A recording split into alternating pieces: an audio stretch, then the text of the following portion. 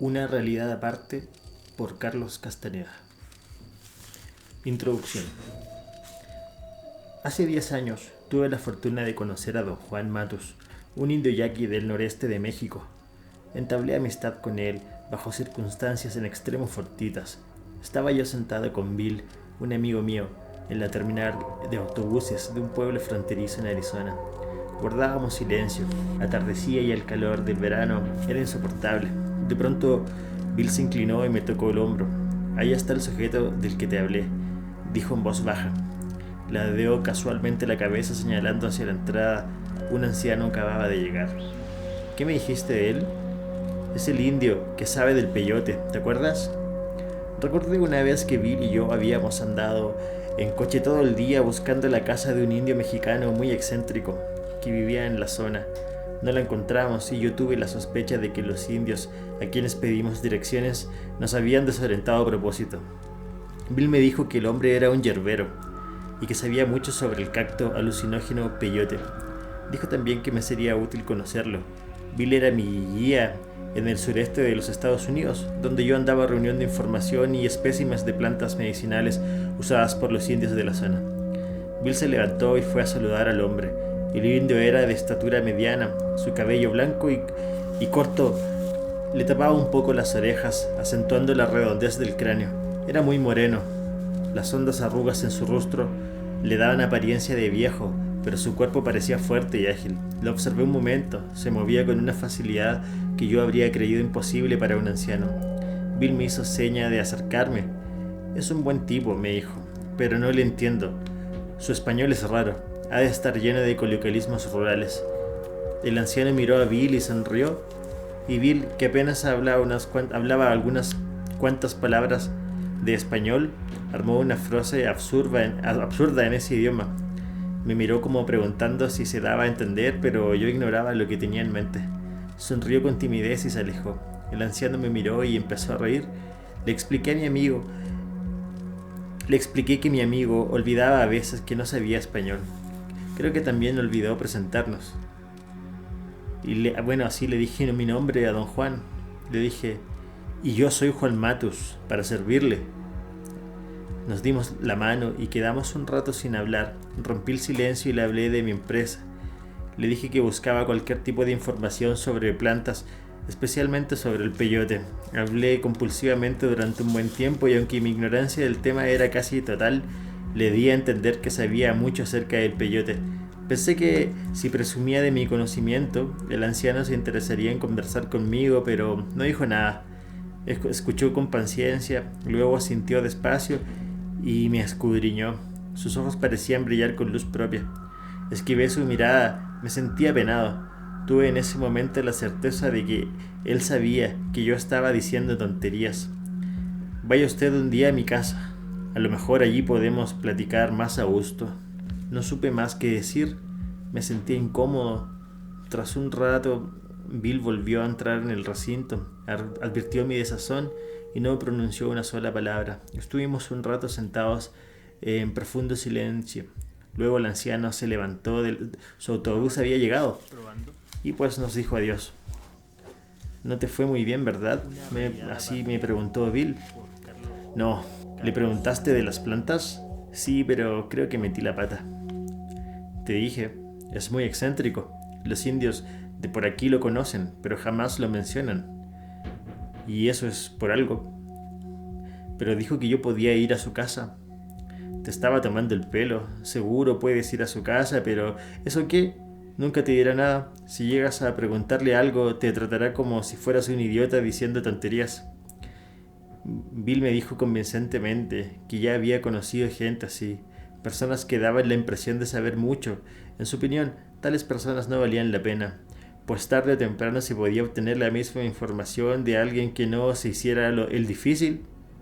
Dijo que él no tenía paciencia ni tiempo que gastar con viejos farsantes, y que posiblemente el anciano solo aparentaba ser conocedor de hierbas, mientras que en realidad sabía tan poco como cualquiera. Bill siguió hablando, pero yo no escuchaba. Mi mente continuaba fija en el indio. Él sabía que yo había estado alardeando. Recordé sus ojos. Habían brillado literalmente. Regresé a verlo unos meses más tarde. no tanto como estudiante de antropología interesado en plantas medicinales, sino como poseso de una curiosidad inexplicable. La forma en la que me había mirado fue un evento sin precedentes en mi vida. Yo quería saber qué implicaba aquella mirada. Se me volvió casi una obsesión, y mientras más pensaba en ella, más insólita parecía. Don Juan y yo nos hicimos amigos y a lo largo de un año le hice innumerables visitas. Su actitud me daba mucha confianza y su sentido del humor me parecía excelente, pero sobre todo sentía en sus actos una consistencia callada, totalmente desconcertante para mí. Experimentaba en su presencia un raro deleite y al mismo tiempo una desazón extraña. Su sola compañía me forzaba a efectuar una tremenda reevaluación de mis modelos de conducta. Me habían educado quizá como a todo el mundo para tener la disposición de aceptar al hombre como una criatura esencialmente débil y fiable. Lo que me impresionaba de don Juan era el hecho de que no destacaba el ser débil e indefenso. El solo estar cerca de él aseguraba una comparación desfavorable entre su forma de comportarse y la mía. ¿Acaso una de las aseveraciones más impresionantes que le oí en aquella época se refería a nuestra diferencia inherente?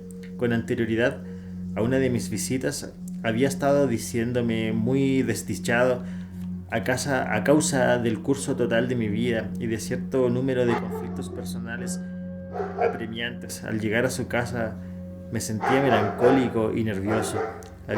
Hablamos de mi interés en su conocimiento, pero como de costumbre íbamos por sendas distintas. Yo me refería al conocimiento académico que trasciende la experiencia, mientras él hablaba del conocimiento directo del mundo. ¿A poco crees que conoces el mundo que te rodea? Conozco de todo.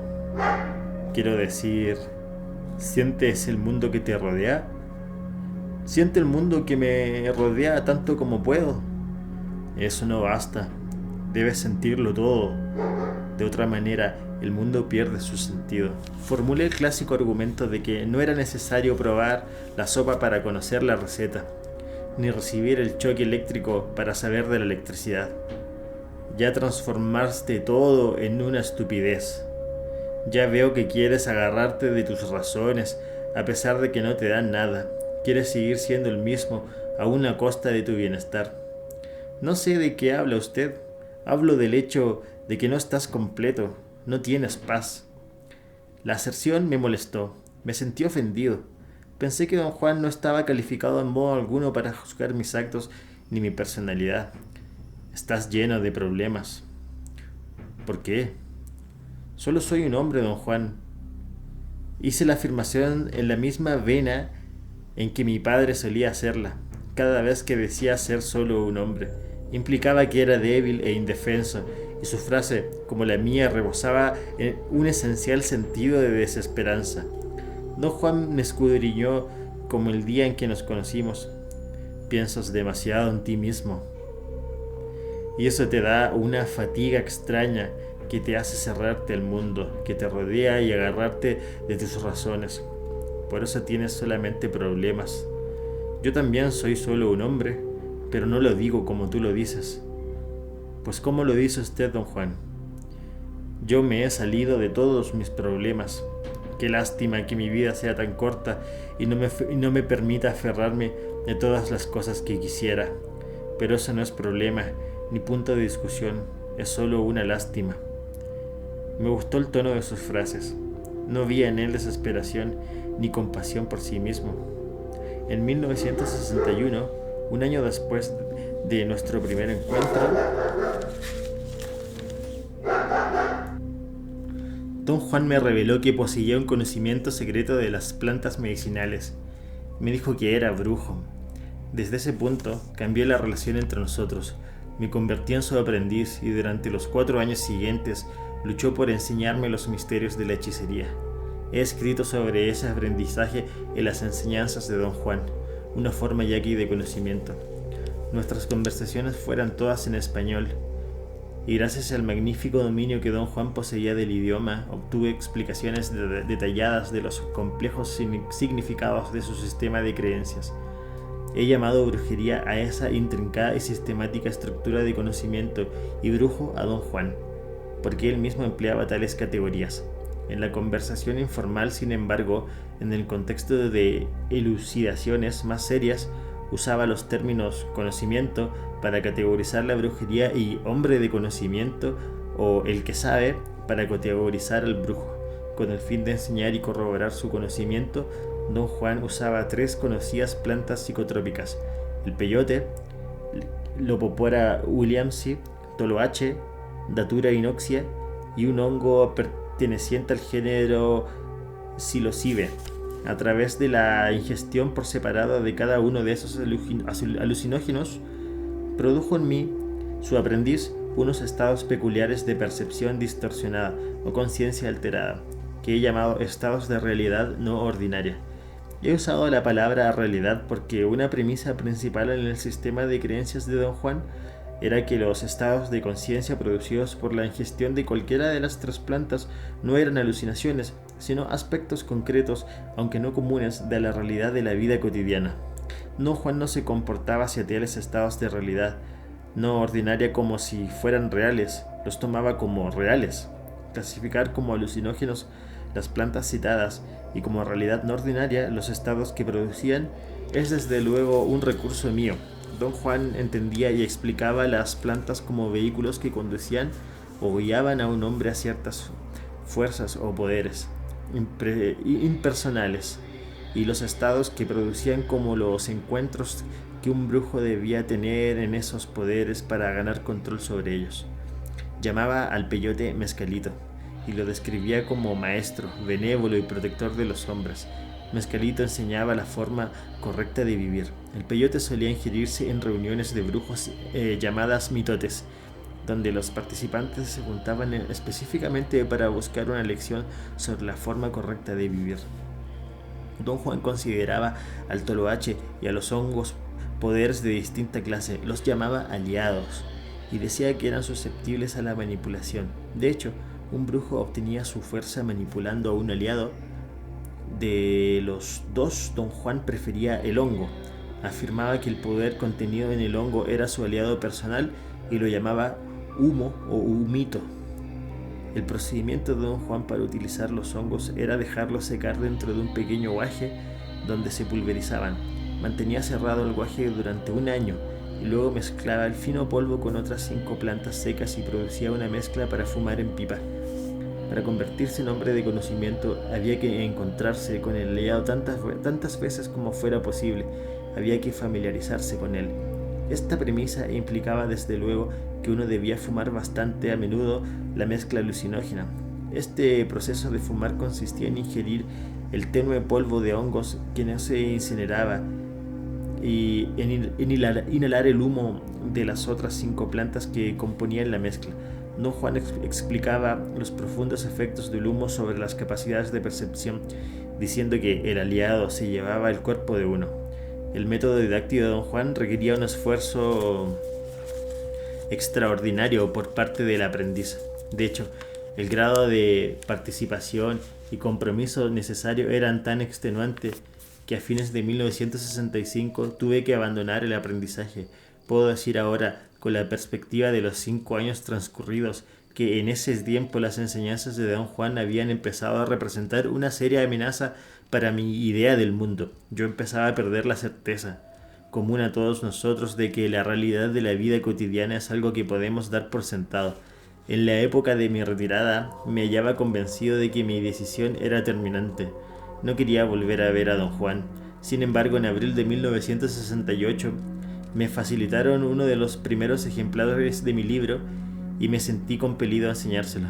Fui a visitarlo. Nuestra liga de maestro-aprendiz se restableció misteriosamente y puedo decir que en esa ocasión inicié un segundo ciclo de aprendizaje muy distinto del primero. Mi temor no fue tan agudo como lo había sido en el pasado.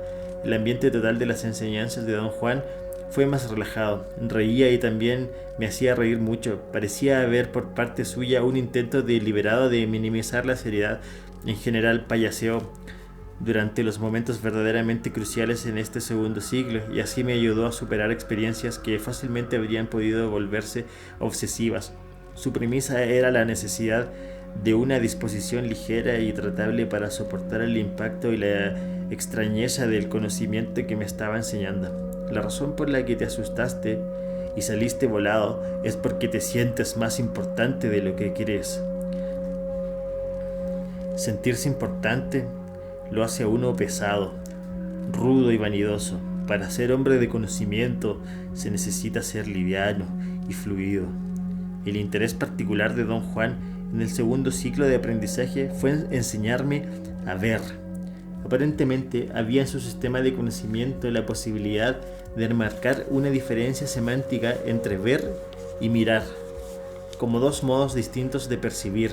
Mirar se refería a la manera ordinaria en que estamos acostumbrados a percibir el mundo, mientras que ver involucraba un proceso muy complejo, por virtud del cual un hombre de conocimiento percibe supuestamente la esencia de las cosas del mundo, con el fin de representar en forma legible las complicaciones del proceso de aprendizaje. He condensado largos pasajes de preguntas y respuestas, reduciendo así mis notas de campo originales. Creo que, sin embargo, en este punto mi presentación no puede en absoluto desvirtuar el significado de las enseñanzas de Don Juan. La reducción tuvo el propósito de hacer fluir mis notas como fluye la conversación, para que tuvieran el impacto deseado. Es decir, yo quería comunicar al lector por medio de un reportaje el drama de la inmediacidad de la situación de campo. Cada sección que he puesto como capítulo fue una sesión con Don Juan. Por regla general, él siempre concluía cada una de nuestras sesiones en una nota abrupta. Así, el tono dramático del final de cada capítulo no es un recurso literario de mi cosecha. Era un recurso propio de la tradición oral de Don Juan. Pareciera ser un recurso mnemotécnico que me ayudaba a retener la cualidad dramática y la importancia de las lecciones. Empero, son necesarias ciertas explicaciones para dar coherencia a mi reportaje, pues su claridad depende de la elucidación de ciertos conceptos clave o unidades clave que deseo destacar. Esta lección de énfasis es congruente con mi interés en la ciencia social. Es perfectamente posible que otra persona con un conjunto diferente de metas y anticipaciones resaltara conceptos enteramente distintos de los que yo he elegido. Durante el segundo ciclo de aprendizaje, Don Juan insistió en asegurarme que el uso de la mezcla de fumar era un requisito indispensable para ver. Por tanto, yo debía usarlo con toda la frecuencia posible. Solo el humo te puede dar la velocidad necesaria para vislumbrar ese mundo fugaz, dijo. Con ayuda de la mezcla psicotrópica, produjo en mí una serie de estados de realidad no ordinaria. La característica saliente de tales estados en relación a lo que Don Juan parecía estar haciendo era una condición de inaplicabilidad. Lo que yo percibía en aquellos estados de conciencia alterada era incomprensible e imposible de interpretar por medio de nuestra forma cotidiana de entender el mundo. En otras palabras, la condición de inaplicabilidad acarreaba la cesación de la pertinencia de mi visión del mundo. Don Juan usó esa condición de inaplicabilidad de los estados de realidad no ordinaria para introducir una serie de nuevas unidades de significado preconcebidas. Las unidades de significado eran todos los elementos individuales pertinentes al conocimiento que Don Juan se empeñaba en enseñarme. Las he llamado unidades de significado porque eran el conglomerado básico de datos sensoriales y sus interpretaciones sobre el cual se erigía un significado más complejo. Una de tales unidades era, por ejemplo, la forma en que se entendía el efecto fisiológico de la mezcla psicotrópica. Esta producía un entumecimiento y una pérdida de control motriz que en el sistema de Don Juan se interpretaba como una acción realizada por el humo, en este caso era el aliado, con el fin de llevarse el cuerpo del practicante. Las unidades de significado que se agrupaban en forma específica y cada bloque así creado integraba lo que yo llamo una interpretación sensible. Obviamente tiene que haber un número infinito de posibles interpretaciones sensibles que son pertinentes a brujería y que un brujo debe aprender a realizar. En nuestra vida cotidiana enfrentamos un número infinito de interpretaciones sensibles pertinentes a ella. Un ejemplo sencillo podría ser la interpretación ya no deliberada que hacemos veintenas de veces cada día de la estructura que llamamos cuarto. Es obvio que hemos aprendido a interpretar que en términos de cuarto, la estructura que llamamos cuarto, así, cuarto es una interpretación sensible porque requiere que en el momento de hacerla tengamos conocimiento de una u otra forma de todos los elementos que entran en su composición. Un sistema de interpretación sensible es, en otras palabras, el proceso por virtud del cual un practicante tiene conocimiento de todas las unidades de significado necesarias para realizar asunciones, deducciones, predicciones, etc., sobre todas las situaciones pertinentes a su actividad. Al decir practicante me refiero a un participante que posee un conocimiento adecuado de todas, o casi todas, las unidades de significado implicadas en su sistema particular de interpretación sensible. Don Juan era un practicante, esto es, era un brujo que conocía todos los pasos de su brujería. Como practicante, intentaba abrirme acceso a su sistema de interpretación sensible. Tal accesibilidad, en este caso, equivalía a un proceso de resocialización en el que se aprendían nuevas maneras de interpretar datos perceptuales. Yo era el extraño, el que carecía de la capacidad de realizar interpretaciones inteligentes y congruentes de las unidades de significado propias de la brujería. La tarea de Don Juan como practicante ocupado en hacerme accesible a su sistema consistía en descomponer una certeza particular que yo comparto con todo el mundo, la certeza de que la perspectiva de sentido común que tenemos del mundo es definitiva, a través del uso de las plantas psicotrópicas y de contactos bien dirigidos entre su sistema extraño y mi persona. Logró mostrarme que mi perspectiva del mundo no puede ser definitiva porque solo es una interpretación. Para el indio americano, acaso durante miles de años, el vago fenómeno que llamamos brujería ha sido una práctica seria y auténtica, comparable a nuestra ciencia. Nuestra dificultad para comprenderla surge sin duda de las unidades de significado extraña con las cuales trata. Don Juan me dijo una vez que un hombre de conocimiento tiene predilecciones. Le pedí explicar este enunciado. Mi predilección es ver. ¿Qué quiere usted decir con eso? Me gusta ver, porque solo viendo puede un hombre de conocimiento saber. ¿Qué clase de cosas ve usted? Todo. Pero yo también veo todo y no soy un hombre de conocimiento. No, tú no ves. Por supuesto que sí. Pues te digo que no. ¿Por qué dice usted eso, don Juan? Tú solamente miras la superficie de las cosas. ¿Quiere usted decir que todo hombre de conocimiento ve a través de lo que mira? No, eso no es lo que quiero decir. Dije que un hombre de conocimiento tiene sus propias predilecciones. La mía es sencillamente ver y saber. Todos hacen otras cosas. ¿Qué otras cosas? Como por ejemplo, ahí tienes a Zacateca. Es un hombre de conocimiento y su predilección es bailar. Así que él baila y sabe. ¿Es la predilección de un hombre de conocimiento algo que él hace para saber? Sí, pues. Pero ¿cómo podría el baile ayudar a Zacateca a saber? ¿Podríamos decir que Zacateca baila con todo lo que tiene? ¿Baila como yo bailo? Digo, ¿cómo se baila? Digamos que baila como yo veo y no como tú bailas. ¿También ve como usted ve? Sí, pero también baila. ¿Cómo baila Zacateca? Es difícil explicar eso. Es un baile muy especial que usa cuando quiere saber, pero lo único que te puedo decir es que a menos que entiendas los modos del que sabe, es imposible hablar de bailar o ver. ¿Lo ha visto usted bailar? Sí, pero no todo el que mira su baile puede ver que esa es su forma especial de saber. Yo conocía a Zacateca, o al menos sabía quién era. Nos habían presentado una vez y una vez le invité una cerveza. Se portó con mucha cortesía y me dijo que fuera a su casa con entera libertad en cualquier momento que quisiese. Pensé largo tiempo en visitarlo, pero no se lo dije a don Juan. La tarde del 14 de mayo de 1962 fui a casa de Zacateca. Me había dado instrucciones para llegar y no tuve dificultad en hallarla.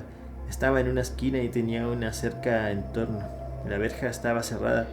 Di la vuelta para ver si podía atisbar el interior de la casa. Parecía desierta. Don Elías. Las gallinas asustadas se desparramaron por el patio, cacareando con furia. Un perrito se llegó a la cerca. Esperé que me ladrara. En vez de eso se sentó a mirarme. Grité de nuevo y las gallinas estallaron otra vez en cacareos. Una vieja salió de la casa. Le pedí llamar a don Elías. No está. ¿Dónde puedo hallarlo? Está en el campo. ¿En qué parte del campo? No sé. Ven más tarde. Él regresa como a las 5. ¿Es usted la mujer de don Elías? Sí, soy su mujer. Traté de hacerle preguntas sobre Zacateca, pero se excusó y dijo que no hablaba bien el español. Subí en mi coche y me alejé. Volví a la casa a eso de las 6. Me estacioné ante la verja y grité el nombre de Zacateca. Esta vez salió él. De la casa encendí mi grabadora y en su estuche de cuero café parecía una cámara colgada de mi hombro. Zacateca pareció reconocerme. Ah, eras tú. ¿Cómo está don Juan? Muy bien. Pero ¿cómo está usted, don Elías? No respondió. Parecía nervioso. Pese a su gran compostura exterior, sentí que se hallaba disgustado. ¿Te mandó don Juan con algún recado? No, vine yo solo. ¿Y para qué?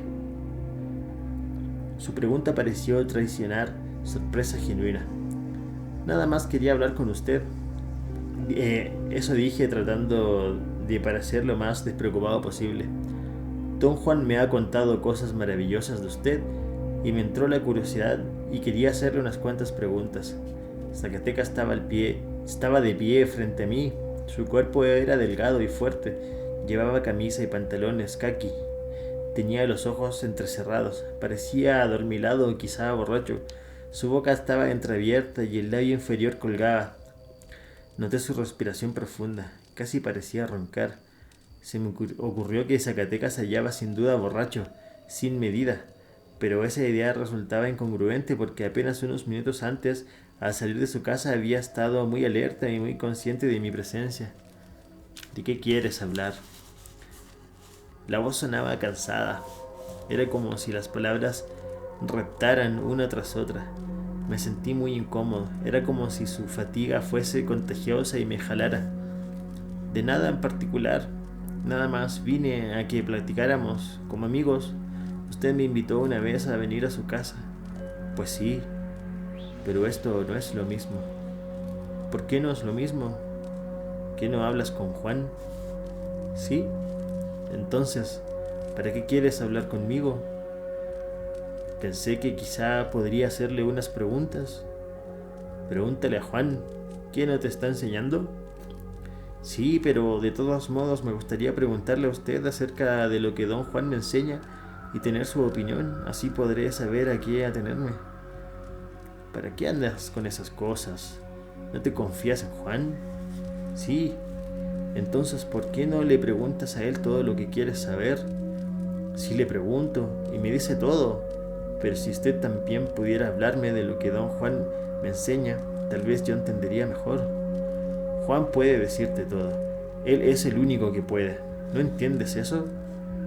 Sí, pero es que me gusta hablar con gente como usted.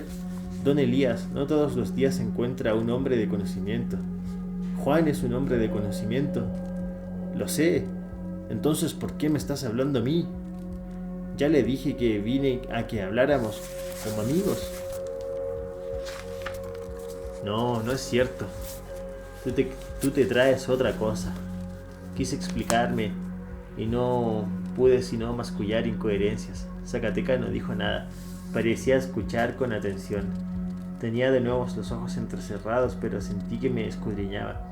Asintió casi imperceptiblemente. Sus párpados se abrieron y de pronto vi sus ojos. Parecía mirar más allá de mí. Golpeó despreocupadamente el suelo con la punta de su pie derecho. justo atrás de su talón izquierdo. Tenía las piernas levemente arqueadas, los brazos inertes contra los costados. Luego alzó el brazo derecho. La mano estaba abierta con la palma perpendicular al suelo. Los dedos extendidos señalaban en mi dirección. Dejó oscilar la mano un par de veces antes de ponerla al nivel de mi rostro. La mantuvo en esa posición durante un instante y me dijo unas cuantas palabras. Su voz era muy clara, pero las palabras se arrastraban. Tras un momento dejó caer la mano a su costado y permaneció inmóvil, adoptando una posición extraña. Estaba parado en los dedos de su pie izquierdo, con la punta del pie derecho cruzando tras el talón del izquierdo. Golpeaba el suelo suave y rítmicamente. Experimenté una aprensión sin motivo, una especie de inquietud. Mis ideas parecían disociadas. Pensaba yo en cosas sin conexión ni sentido, que nada tenían que ver con lo que ocurría. Advertí mi incomodidad y traté de encauzar nuevamente mis pensamientos hacia la situación, pero no pude. A pesar de una gran pugna, era como si alguna fuerza me evitara concentrarme o pensar cosas que vinieran al caso. Zacatecas no había pronunciado palabra y yo no sabía más qué decir o hacer. En forma totalmente automática me di la vuelta y me marché. Más tarde me sentí empujado a narrar a don Juan mi encuentro con Zacatecas. Don Juan rió a carcajadas. ¿Qué es lo que realmente pasó? Zacatecas bailó, te vio y después bailó. ¿Qué me hizo? Me sentí muy frío y mareado. Parece que no le caíste bien y te paró tirándote una palabra. ¿Cómo pudo hacer eso? Muy sencillo, te paró con su voluntad. ¿Cómo dijo usted? Te paró con su voluntad. La explicación no bastaba. Sus afirmaciones me sonaban a jeringosa. Traté de sacarle más, pero no pudo explicar el evento de manera satisfactoria para mí. Obviamente dicho evento, o cualquier evento que ocurriese dentro de este ajeno sistema de sentido común, solo podía ser explicado o comprendido en términos de las unidades de significado propias de tal sistema. Esta obra es por lo tanto un reportaje y debe leerse como reportaje. El sistema en aprendizaje me era incomprensible, así que la pretensión de hacer algo más que reportar sobre él sería engañosa e impertinente. En este aspecto he adoptado el método fenomenológico y luchado por encarar la brujería exclusivamente como fenómeno que me fueron presentados. Yo, como perceptor, registré lo que percibí y en el momento de registrarlo me propuse suspender todos